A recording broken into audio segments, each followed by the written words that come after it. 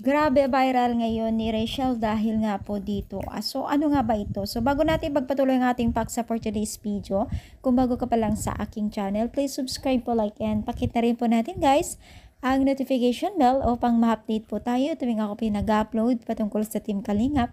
And please support po natin ang buong Team Kalingap, lalong-lalo na po kila Kalingap Rab at Kuya Bal. So bakit nga ba naging trending ito si Rachel dahil dito sa larawan na ito, no? So marami pong talagang hindi makapaniwala, no, sa kanilang nakita na bagong larawan na binahagi po ng dalawang mag-love team or magkasintahan na itong si Rachel at Roel, na kung saan po ay talagang namangha sila sa kanilang nakita, no? Parang ang sexy-sexy daw nito ni Rachel dito sa suot niya. So alam mo ba kasi guys, hindi sila sanay nakikita si Rachel nagsusuot ng ganitong klaseng mga damit, ano?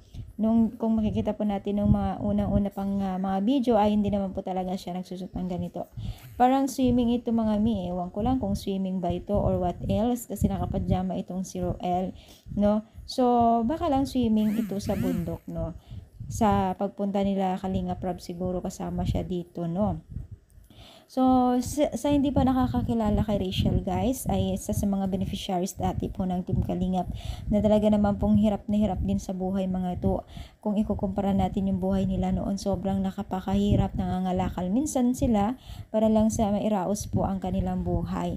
Grabe guys, ang pagbabago ng buhay nila ngayon at kita naman po natin sa pananamit ni Rachel, sa mga aura niya, no, parang akala mo ay napakayaman-yaman na po siya, which is may pera na talaga siya dahil lahat ng gusto niyang bilhin ay nabibili na niya, no? So sila yung pinakamatagal ata na love team dito sa naging natulungan po na buo ng Team Kalingap, no?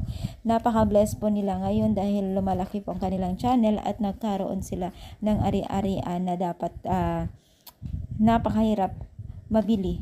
Pero sobrang bilis po ng panahon at ang dami na nilang napondar pong dalawang mag-love team, no.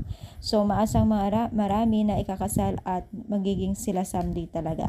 Kasi kung kita naman po natin ay sobrang sweet itong dalawa. Noon pa man kaya naman po sila dati ay nababash.